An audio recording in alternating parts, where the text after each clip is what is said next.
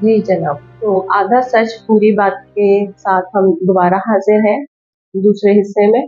गुफ्तगू हो रही थी सैले रवा के हवाले से असगर साहब से, और आपने देखा कि बल्कि सुना भी कि पहले हिस्से में उन्होंने सैले रवा से एक इक़्तिबास सुनाया, जो तारीफ उन्होंने बताई थी सैले रवा की तकनीक पे कि वो किस तरीके से लिखी गई है।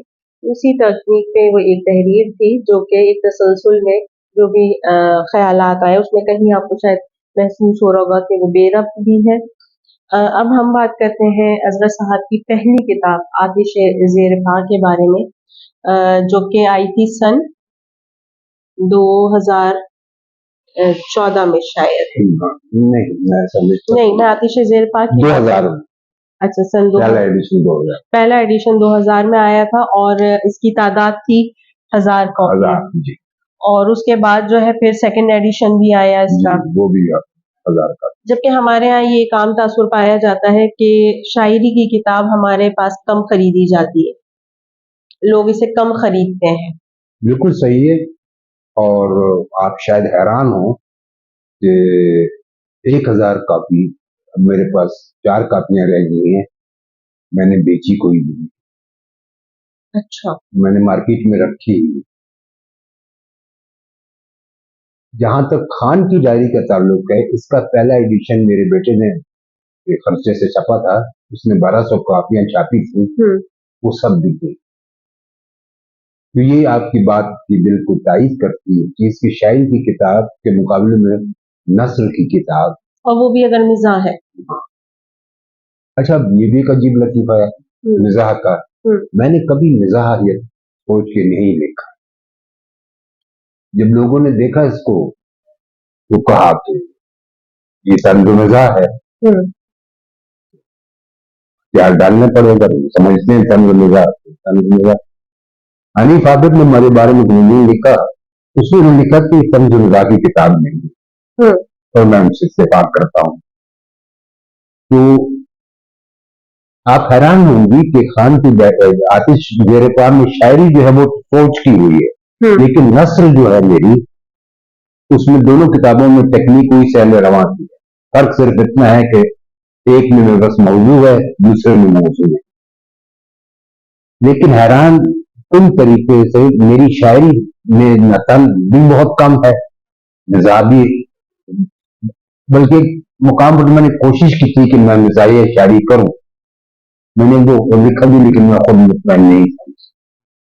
तो शायरी मेरी ठीक ठाक संजीदा शायरी क्यों है, मेरे पास कोई जवाब नहीं।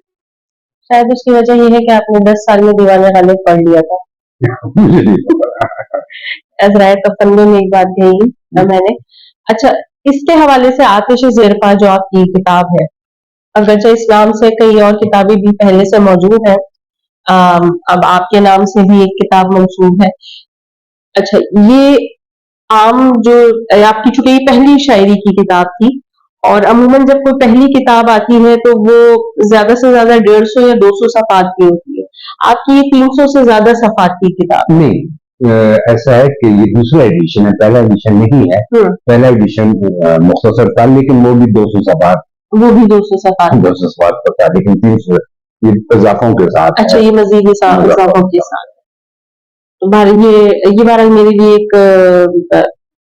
जरा सी मुख्तलिफ बल्कि बात थी। इसमें एक आसान तरीका था कि मैं 3 किताबें शायद कर सकता हूँ।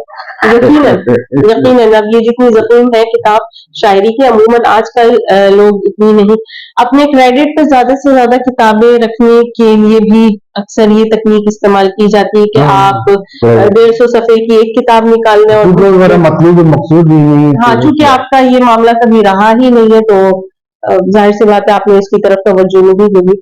इसमें जो आपकी सबसे पसंदीदा गजल या कलाम या नज्म, क्योंकि इसमें आपकी मैंने भी देखा कि आपने इसमें कई हिस्सों में इसको किया हुआ है किताब का मामला, कि इसमें गजलें भी हैं, इसमें नज़्में भी है, गीत भी है, को भी है। अच्छा, नज़्मिया नसर कहा है आपने, नसरी नज़्म नहीं कहा है उसे, तो इसकी क्या वजह है?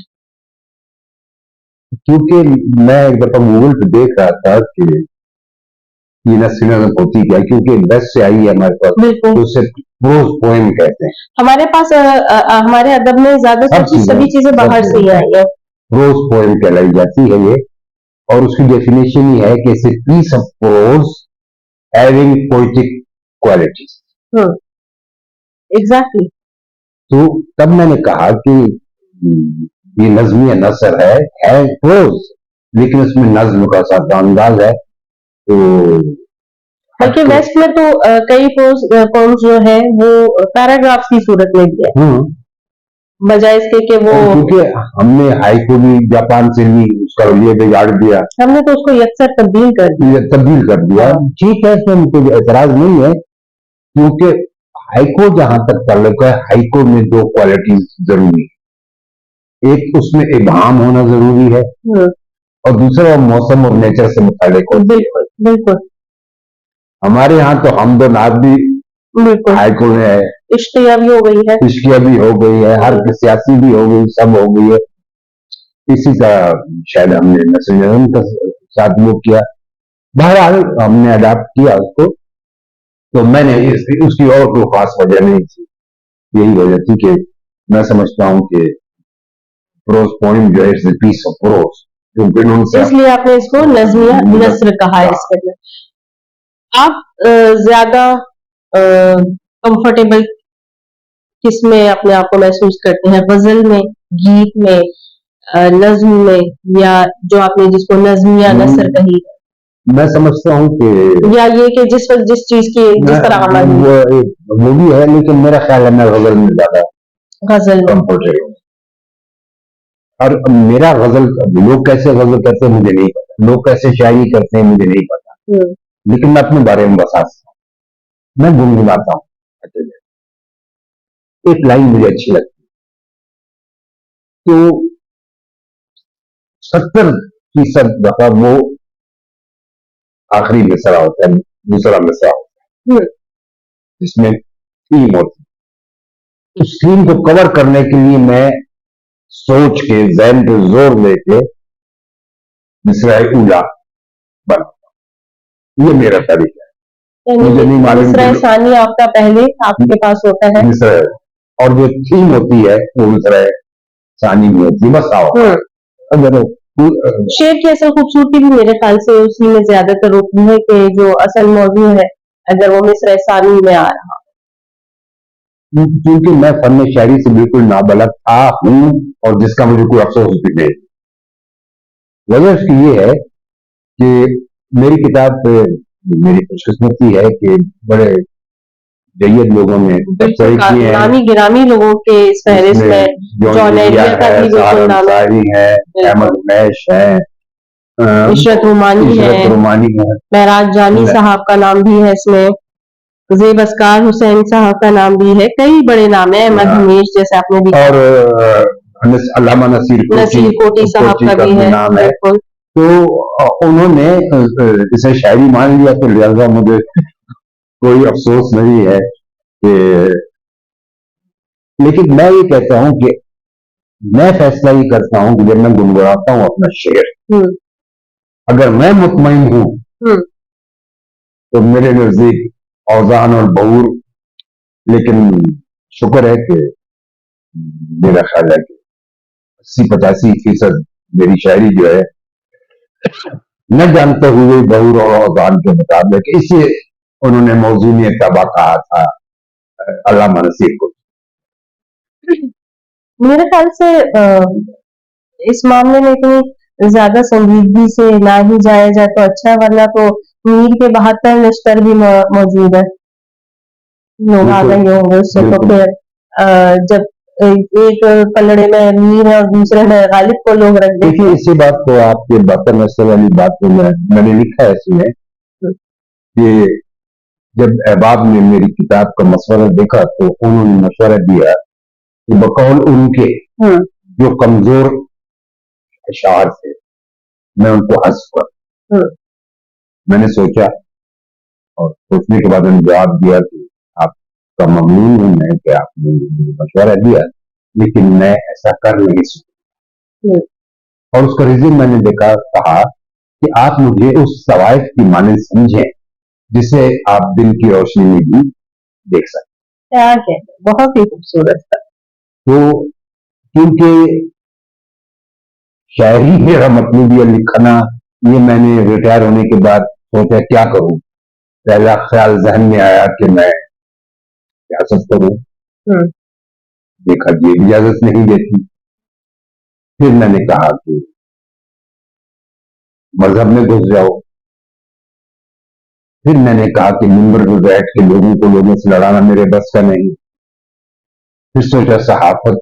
फिर मैंने कहा कि ना मैं शायद मसूद हो सकता हूँ और ना मैं सलीम साफी हो सकता हूँ। तो फिर अदब, मैंने कहा अदब क्या खाड़े मतलब यहाँ जो मसला ज्यादा नहीं है। अच्छा, वो शायद मशागिल के दायरे में आते भी नहीं है इतना, ये तो फिर भी मशागिल के दायरे तो मैं तो ये हम जुमला शायद काबिल गिरफ्त भी हो जाएगा हमारे अदबी हलकों में।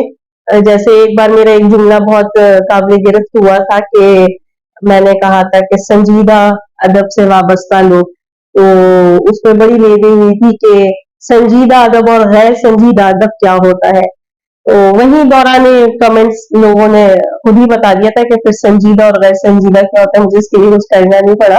लेकिन अब जैसे ये वाली गुफ्तगू है कि हम अभी 2-3 दफा ये बात कह चुके हैं कि अदब जो है वो बहरहाल मशागिल में आता है, आप इसे किसी और चीज का नाम नहीं दे सकते। जैसे हमारे यहाँ एक और कहना चाहिए कि शिकवा किया जाता है कि हुकूमत इसकी सरपरस्ती नहीं करती।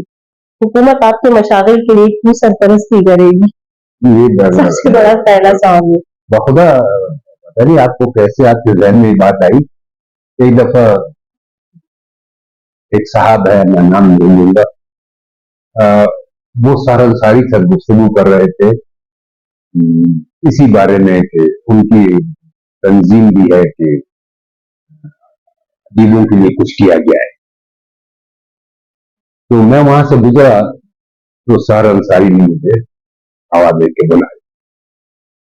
मैं बैठ गया तो उन साहब को कुछ अच्छा नहीं लगा, लेकिन क्योंकि सारा अंसारी ने बुलाया था तो वो इनकार नहीं कर सके। तो गुफ्तगू हो रही तो सारा अंसारी ने मुझसे कहा कि आपका क्या ख्याल है। तो मैंने कहा कि मैं तो क्योंकि इसको शोहर समझता हूँ, शायरी के हवाले से पूछा उन्होंने कि ये एक आपकी हॉबी है और ये जरिए रोजगार तो है नहीं। बिल्कुल हमारे यहाँ जरिए रोजगार नहीं है, ये शगल है। आपके शगल के लिए गवर्नमेंट सरपरस्ती क्यों करे आप।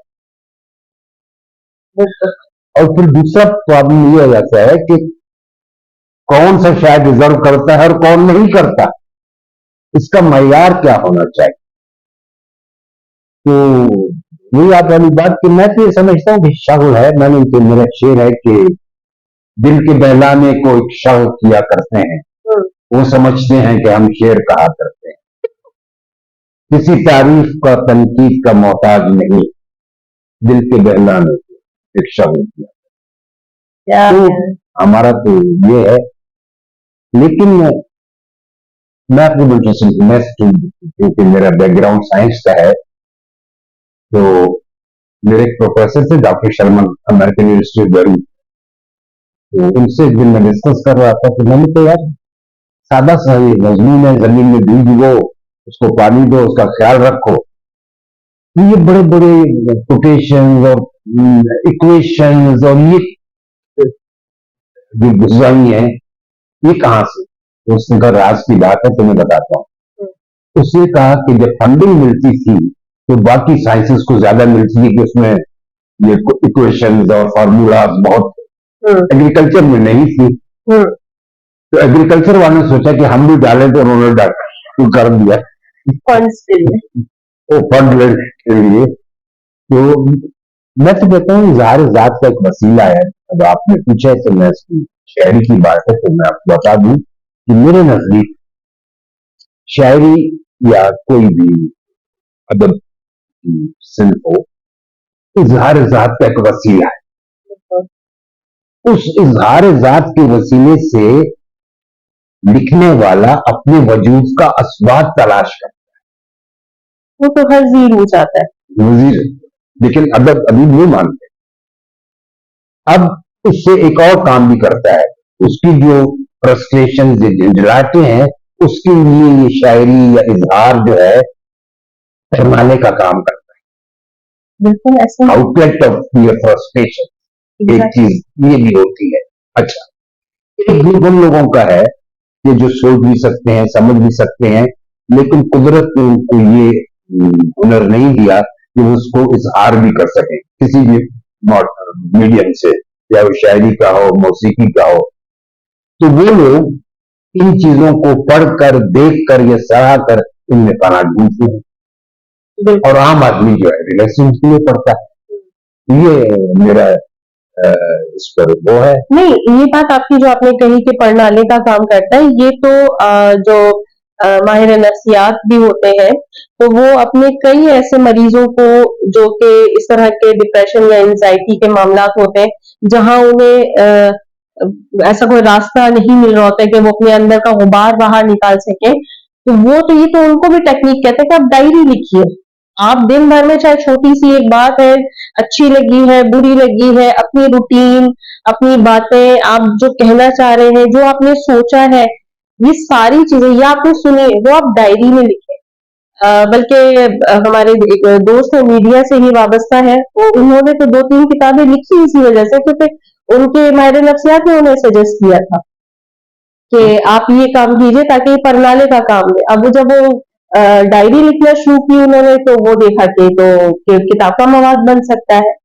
तो जब आपका खुद माहिर नफ्सियात ये सजेस्ट कर रहा है, तो उसको मान लेने में कोई हर्ज नहीं है अदीबों को भी कि ये वाकई में परनाले का काम करता है, और जात का इस्बात तो एक बच्चा भी चाहता है, या तो रो के या चीख के, किसी तरह भी मुतवज्जो जानते हुए या न जानते हुए, बिल्कुल, या जानता हो या ना जानता हो, हो, हर जात जो है वो जरूरी चीज है, एक जरूर फितरत है इंसान की। फितरत है इंसान की। तो उस सिलसिले में अच्छा, क्योंकि मुझको शायर या किसी के तमगे की जरूरत नहीं थी, तो जो मेरे दिल में आया मैंने लिख दिया, ताकि ये मेरा इजहार है, आपको पसंद है या न पसंद है।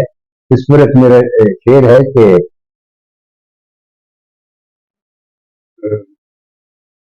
असवर के तरीकों को शरीफाना, ये आज बहीमाना नजर आते हैं, लेकिन कल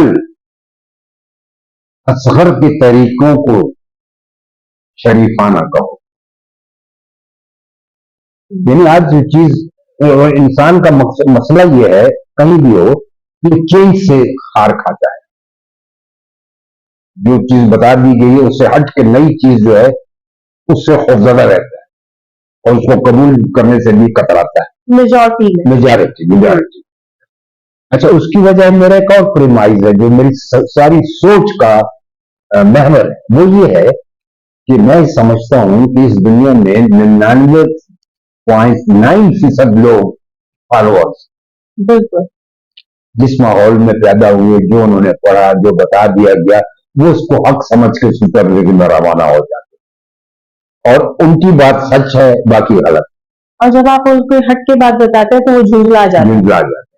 इसलिए शायद दस्तवस्की ने कहा था या सार्थर ने कहा था कि अच्छी तहरीर वो है जिसको पढ़कर आप चौंक उठें, हत्ता कि आपको लिखने वाले को गाली देने का दिल जाए। और इनमें से किसने क्या कहा था? दूसरे ने ये कहा था कि एक अदीब को हक हासिल है कि वो हद से गुजर जाए। ये मैंने उनको पढ़ा नहीं था, मैंने कहीं पढ़ा तो मुझे अच्छा लगा, तो यार मैं इसमें भी आउट ऑफ द वे नहीं जा रहा। हम अगर जब बात तो शायरी की कर रहे थे, लेकिन अब डिस्टोपिस्की का भी जिक्र आ गया और सार्थर का भी जिक्र आ गया, तो आपने कहा कि एक अदीब को ये हक है कि वो हद से गुजर जाए। आपको क्या लगता है, मंटो ने हद पार की थी? मैं नहीं समझता कि मंटो ने कोई हद पार की थी। मंटो ने खुद लिखा है कि घर में ड्राइंग रूम है, डाइनिंग रूम है, अच्छा खूबसूरत किचन है, साथ उसमें गंदी नाली भी। तो आप उस गंदी नाली के जिक्र से क्यों कतराते? तो मंटो ने तो माशरे में जो था उसको रखा, मेरे नजदीक तो कहीं भी वो हद से नहीं होगा। यही मेरा जाती ख्याल है। उसने सिर्फ तवज्जो उस तरफ दिलाई। हाँ, गंदी नाली तो सीखो, ये भी तो घर का हिस्सा है ना, बल्कि तुम्हारे लिए जैसे वो कहते हैं ना, गिद्ध गिद्ध सफाई करता है। अगर हम गिद्ध को बुरा करते हैं कि नोच रहा है, अगर वो ना करे तो पोल्यूशन फ्री करता है आपको मत। बिल्कुल। तो ये जो लिखने वाले हैं मानते हैं या उस कबील के और भी लोग हैं, तो देवर राइट की सब कुछ लिखा। तो मैं तो बड़ा उसका मुतकद हूँ। अच्छा, मैं उसे नहीं समझती भारत, मैं भी उसके खिलाफ नहीं हूँ, लेकिन एक सवाल वैसे मेरे जहन में है क्योंकि अमूमी तौर पे लोग उसको जिस तरीके से देखते हैं। बहरहाल अब हम दूसरे हिस्से में हैं और आतिश ज़ेर पार के बारे में बात कर रहे हैं। इसमें आपकी सबसे पसंदीदा गजल कौन सी है? ये वो इसका जवाब तो वही अमूमी क्लीशे जो है कि शायद माँ अपना को हर शेर माँ हर बच्चा माँ प्यारा को होता हर है। बच्चा प्यारा लगता है। लेकिन ऐसा है कि कुछ चीजें आपको खुद भी पसंद होती हैं और कुछ अगर लोग पसंद करें तो वो ज्यादा पसंद हो जाती है। जैसे इस पर मैंने जो बड़े अच्छे शेर हैं अगर आप दें तो वो शायद मैंने शहरी तौर पर यहाँ लिख दिए थे। चार सू गुलजार मेरे और आतिश ज़ेर ख्वां, इम्तिजाज ऐसा कि असवर हो गया गुलनार में। वाह। दूसरा है कि मेरा तो गजल कहने का अंदाज अलग है, गालिब से ताल्लुक न कोई मीर से रिश्ता। और एक शेर है जो मुझे क्योंकि इसमें मानवीय भी है, अपना अंदाज है हर शख्स का जैसे देख, बाग वो तुमको दिखा हमने बयाना देखा। ये जिद कि अगर मुझे वो बाग नजर आ रहा है तो सब वो बाग देखें, मैं इसको नहीं मानता। जिसको जो दिखे उसका हक है कि वो ऐसे बयान करे। और एक शेर जो हासिले उम्र कितना लाहा से हर यकीन हुआ गुमाशा। इसी तरह एक कथा है कि कभी जो पूरी न हो ऐसी आरजू कर लो, वजूद जिसका न हो उसकी जुस्तजू कर लो। किसे खबर कि बहारों तलब जिएगा कौन, खिजान की रुत में बपा जश्न रंगो बू कर लो। क्या कहने, वो आपका एक शेर है, आप अक्सर गुनगुनाते हैं, अगर वो हो जाए। कौन सा? मेरे मातम को एक अज़ादार। हाँ, तुम हो अभी हयात ये सुनकर खुशी, मातम को मेरे एक अज़ादार बच गया। तो ये शायरी है। और बात उसकी समझ आती है जरा देर के बाद। अच्छा। सानेहा ये है पुराना बड़े फनकार। वाह। और ये कि तंगे वक्त का गिला क्यों हो, मेरे लम्हों में साल रहे। क्या प्यारा शेर है। खुशबू को उसकी देख बहुत आम कर गया, खुशबू को उसकी देख बहुत आम कर गया, झोंका हवा का फूल को बदनाम कर गया। वाह, क्या खूबसूरत। अच्छा, ये जो अब आपकी दूसरी किताब थी खान की डायरी, और ये आई थी आपकी सन 2005 में पहला एडिशन, और 2019 में आया था इसका दूसरा एडिशन। और आप बता रहे हैं कि इसका पहला एडिशन जो आया था वो 1200 की तादाद में आया था और दूसरा एडिशन 1000, तो 2200 के करीब आपकी ये किताब। और अभी भी आप बता रहे हैं कि इससे चंद ही कॉपियां इसकी भी रह गई हैं। तो आपको ज्यादा लिखने में मजा शायरी में आया, या ये मैं पहले भी सवाल कर चुकी हूँ, चूंकि इसने आपको क्या वो मुसर्रत दी, 2 दफा आपकी किताब मतलब छपी है, एक बड़ी तादाद में छपी है, तो क्या कुदरती तौर पे आपको इसकी ज्यादा खुशी हुई या आतिश ज़ेर पार की? खुशी तो सच्ची बात है पहली किताब। अच्छा, ये भी एक सवाल होता है, शायर से पूछा जाता है कि क्या मुझे तो पहली किताब क्या वाकई में खुशी महसूस हुई? अच्छा, उसकी वजह ये थी कि जब तक मैंने किताब नहीं लिखी थी, मैंने तमाम अदीबों और शायरों को एक बड़े हाई पेडेस्टल पे बिठाया हुआ, न जाने किस दुनिया की मखलूक। तो जब मेरी किताब आई तो मुझे बहुत अच्छा लगा। लेकिन जब मैं अदीबों और शायरों से मिला, क्योंकि मैं अदीबों शायरों से किताब लिखने के बाद मिला, उनसे पहले मैं किसी अदीब और शायर को नहीं जानता, तो मेरा वो भ्रम टूट गया। मैंने हाई पेडेस्टल पे बिठाया हुआ था, वो गलती थी मेरी, बहुत बड़ी गलती थी। अच्छा देखिए, एक और काबिल गिरफ्त बात अब मैं कहने जा रही हूँ, बहुत से लोग इसको बुरा भी मान जाएंगे। हमारे यहाँ जो अदीब और शायर हैं, अब चाहे वो इनकलाबी है, मुजाहिमती है, या मुजाहिमती नहीं भी है तो इसी माशरे के, और इस माशरे के सबसे बड़े तबके से ताल्लुक रखते हैं, यानी मिडिल क्लास से। और उसमें भी जो ज्यादातर है, बुरा अगर वो लोग ना माने अदीब हमारे, तो बहुत कोई ज्यादा, मैं कहूंगी कि बहुत कोई ज्यादा तालीम याफ्ता तो नहीं होता है। और मैं ये हरगिज ये नहीं कहना चाह रही कि वो मतलब खुदा ना खास्ता अ, जाहिल होते हैं, लेकिन कहने का मकसद ये है कि एक मिडिल क्लास से ताल्लुक रखने वाला जिन मसाइल से दो चार होता है और जिन चीजों से वो गुजर रहा होता है, तो उसकी तलखी लामोहल्ला उसकी तबीयत में आ जाती है। और जब ये तलखी आ जाती है तो ठीक है, उन्हीं तलखियों की वजह से ही वो अदीब बनता है या शायर बनता है।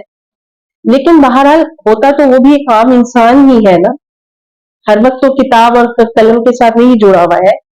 तो जो उसका मिजाज होता है वो एक जो मिडिल क्लास के हमारे यहाँ, मैं बार बार कह रही हूँ कि मैं खुदा ना खास्ता, मैं वो नहीं कह रही, मैं खुद भी मिडिल क्लास से ही ताल्लुक रखती हूँ। वो सोचता कम है, रिएक्शन ज्यादा दिखाता है, बजाय इसके कि चीजों को वो रियलाइज करे, उसको माने। वो अपना रद्द अमल बहुत शिद्दत के साथ दिखाता है।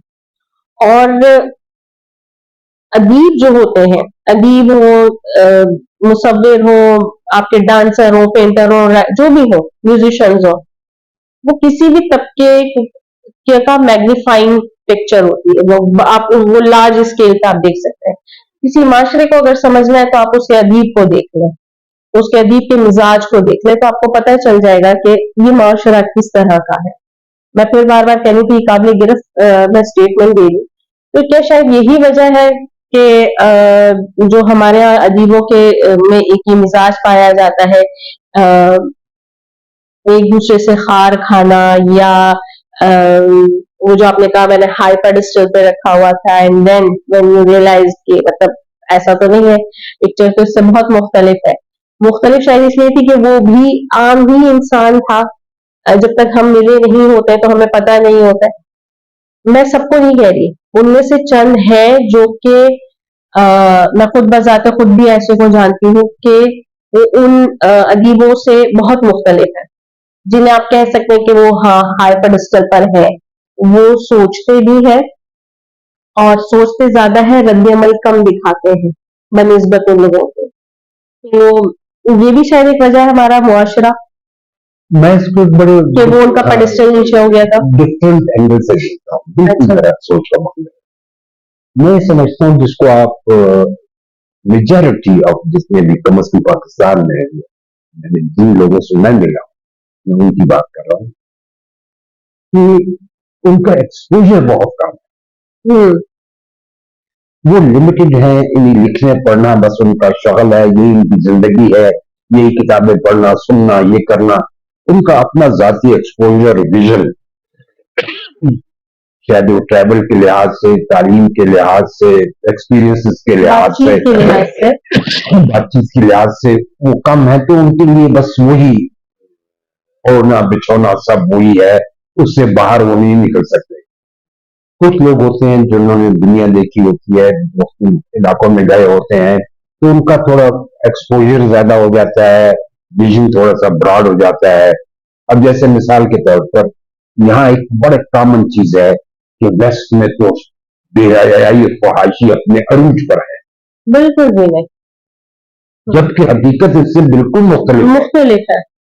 क्योंकि डेफिनेशन किसी भी फहाशी या बुराई की ये है कि उस सोसाइटी के जो टैबूज और नॉर्म्स हैं, अगर वो नॉर्म से हटकर अपनी सोसाइटी में जाता है तो वो फहाशी है।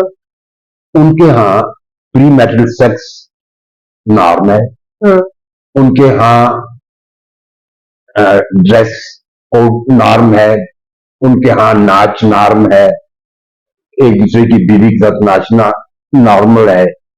हमारे लिए ये एब नॉर्मल है, तो हम कहते हैं कि वो फहाशी है।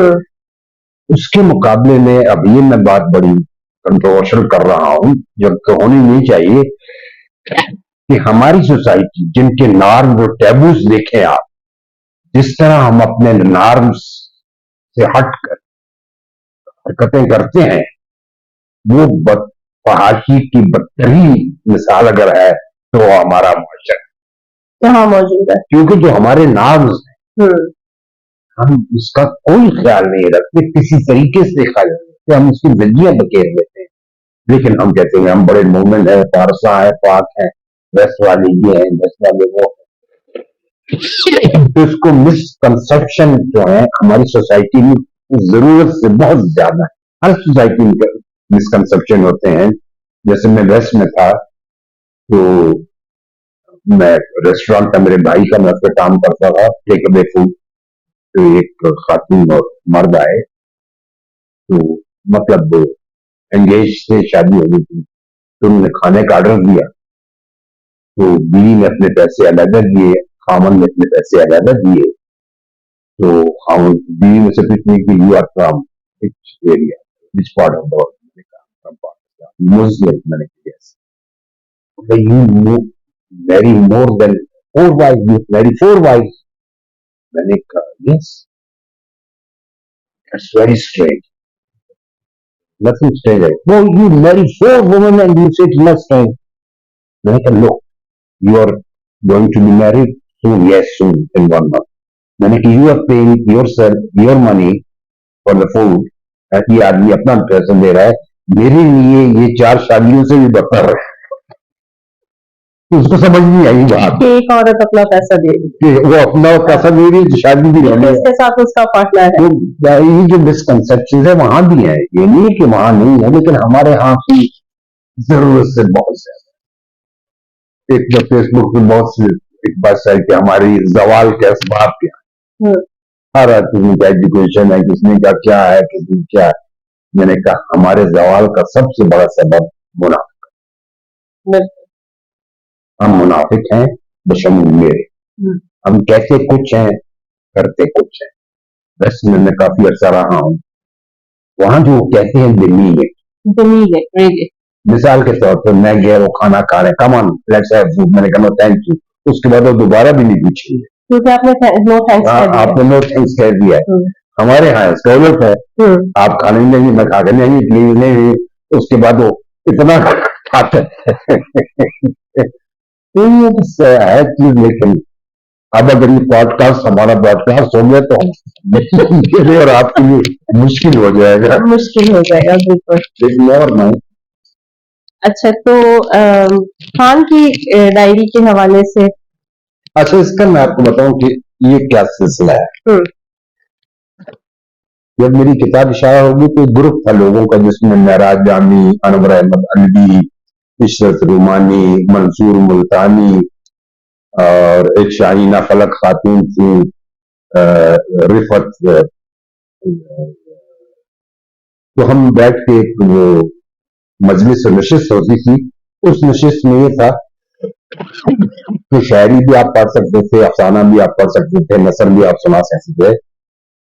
तो मैं एक दफा, अच्छा मेरी शुरू से आदत थी, मैं कुछ चीजें लिख लेता था, बेमकसद मेरे दिमाग में आता। फिर एक दिन उस नशिस्त में मैंने अपना एक मजमून पढ़, तो अनवर अहमद अलवी बहुत अच्छे मज़ाहनिगार हैं, 5-6 किताबों के खालिक हैं, बहुत नफीस आदमी है। वो मेरे पीछे पड़ गया कि शायरी छोड़ो, तुम तो नसर बहुत अच्छी लिखते। अब मुझे फरिश्तों को भी नहीं था कि मैं अच्छी गजब लिखता हूँ। तो मैंने कहा इसलिए मैंने बहुत सी चीजें लिखी हुई। तो उसने जमा करके उससे मेरी हेल्प की। अगर अनवर अलवी ना होते तो शायद ये किताब मंजर पे ना, क्योंकि इसके भी लिखने का वही तरीका है, ना मुझे सोचना है, ना किताबें देखनी है। एक जहन में मेरे आया और मेरे ध्यान में जो चीज आई उस मौजू के बारे में, उसमें फर्क सिर्फ था कि मैं उस मौजू से हटता नहीं था, मौजू के हवाले से लेकिन चाहे वो जामे तहरीर हो। हाँ, लेकिन टेक्निक वही थी सेलेरामा वाली। तो जो उस मौजू के बारे में मेरे जहन में ख्याल आया, कहीं से भी आगाज हो जाएगा, कहीं से कहीं पे भी कहीं भी कोई प्लॉट है, कुछ नहीं है, कुछ माँ सिवाय एक मौजू के मौजू।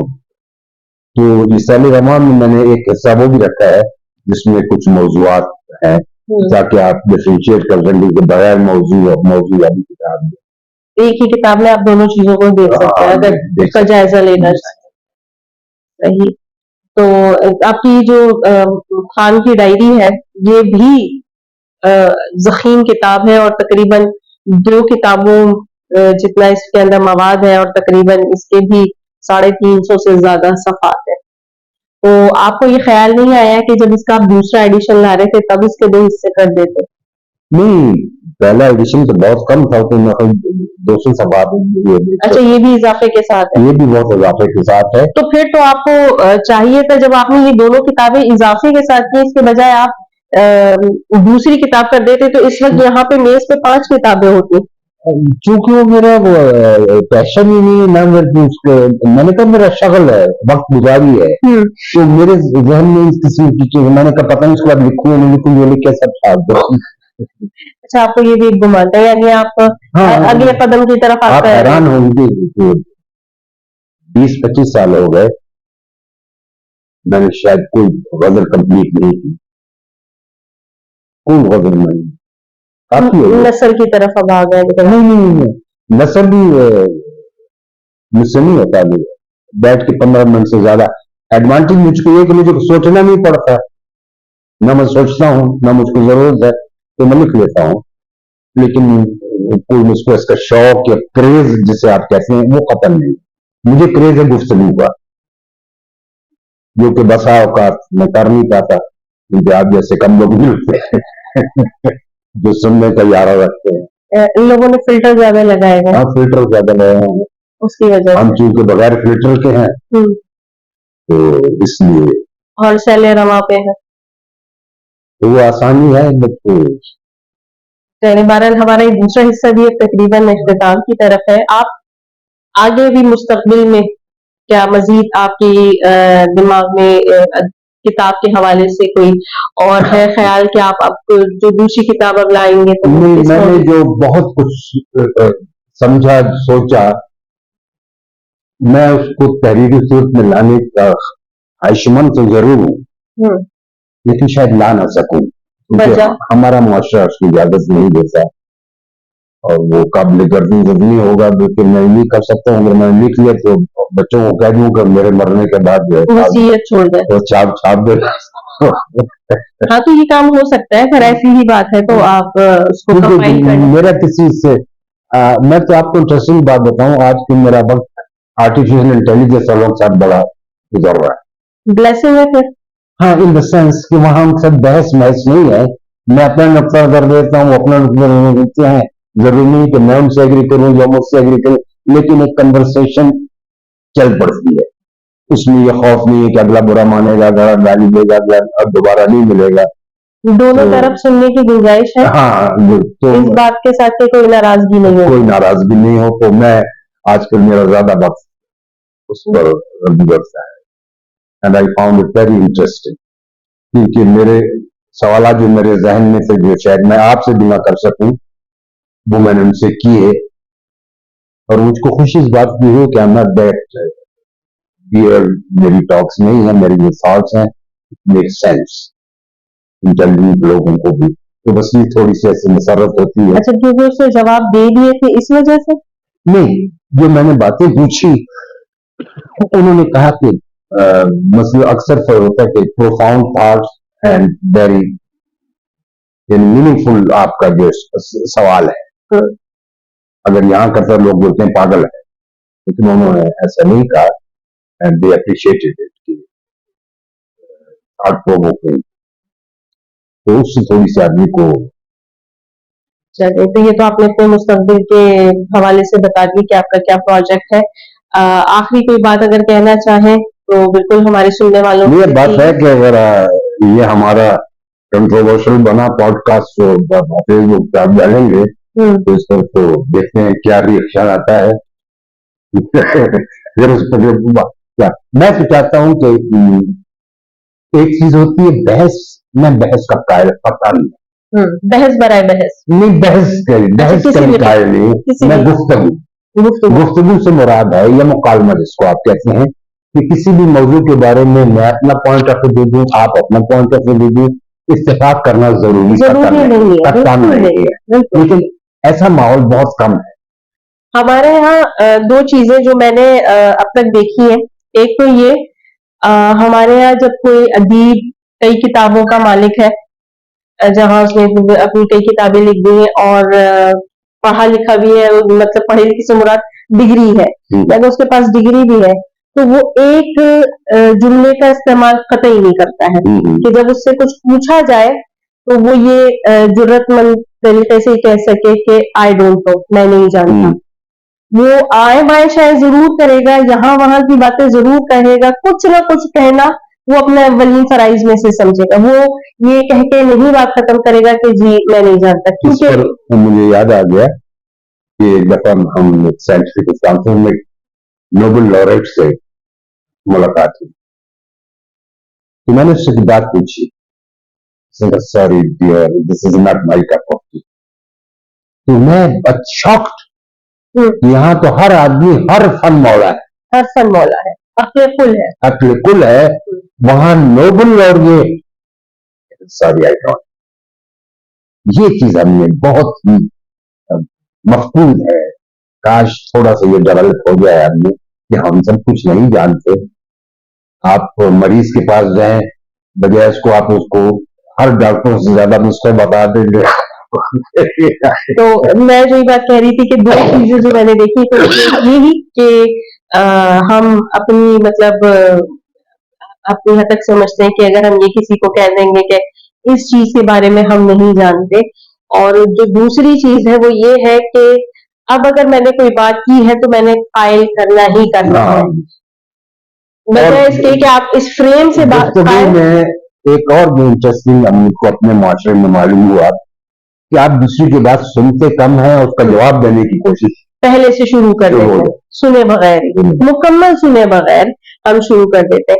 तो ये दो जो चीजें हैं, मैं बार बार अदीबों के लिए इसलिए ही कह रही हूँ कि अदीब बहरहाल एक हसास तबका होता है और अपनी इस हसास तबीयत की वजह से ही वो कुछ इजहार करता है जो लोगों के सामने आता है, तो कम से कम ये चीजें उसके अंदर नहीं होनी चाहिए। मुझे ऐसा लगता है कि वो अदीब को दागदार कर देती है।